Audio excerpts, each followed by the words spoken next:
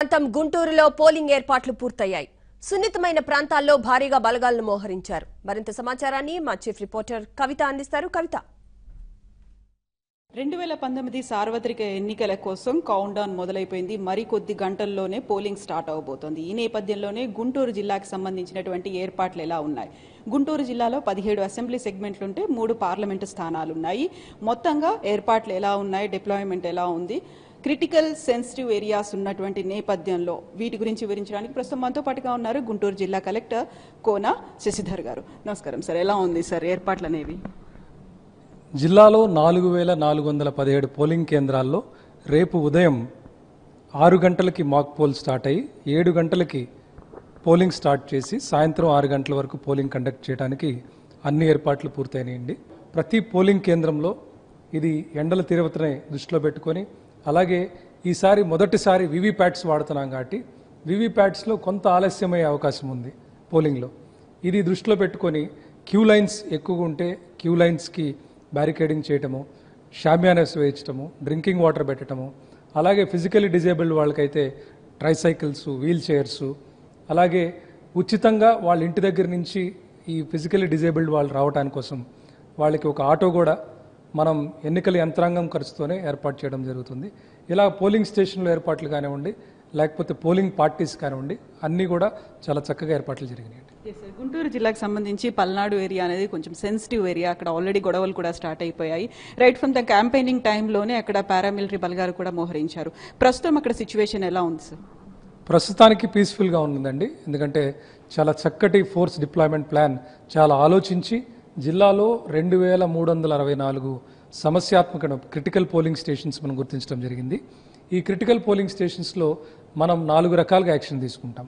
ఒకటి, web casting live పెడతాము, central police పెడతాము, మైక్రో అబ్జర్వర్స్ పెడతాము, వీడియోగ్రఫీ పెడతాము.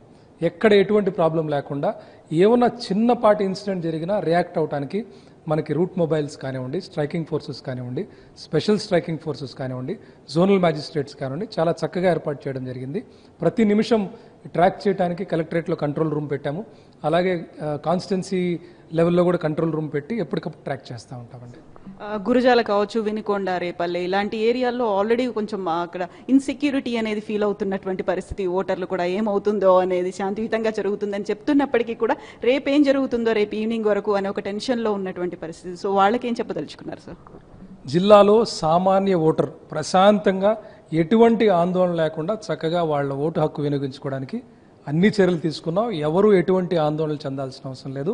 నా విజ్ఞప్తి ఒకటే, ఎండలు ఎక్కువ ఉన్నాయని చెప్పి చదువుకున్న వాళ్ళు, మేధావులు, ఏసీలకు అలవాటు పడిన వాళ్ళు లోపలే కూర్చోకుండా దయచేసి బయటికి రావాలి. ఇది మీ అవకాశం. మన దేశం కోసం, మన సమాజం కోసం, మన రాష్ట్రం కోసం, ప్రత్యేకించి మన జిల్లా కోసం మీరందరూ ఒక అడుగు ముందుకు వచ్చి బాధ్యతగా మీరు ఫీల్ అయ్యి ముందుకొచ్చి ఓటేయండి. మీ సెక్యూరిటీ మా బాధ్యత. We will take care.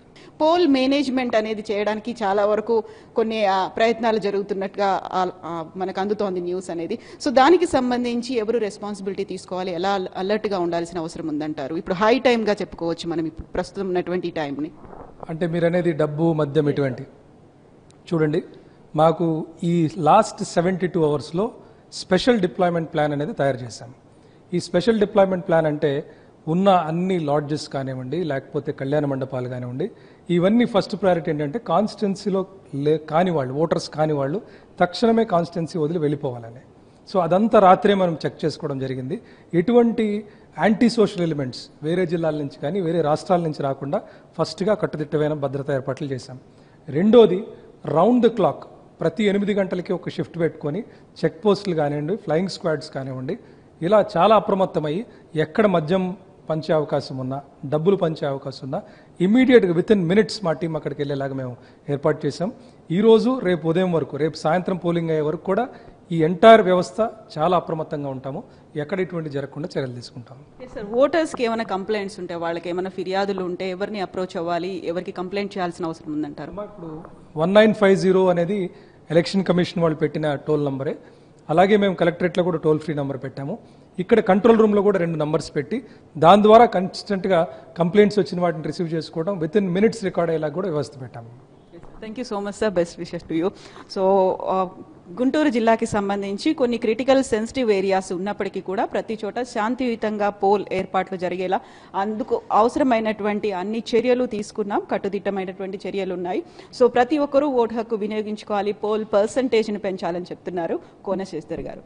That's all with Kavitha from Guntur. ఏపీలో అధికారులు పోలీసుల బదిలీలను తీవ్రంగా నిరసిస్తూ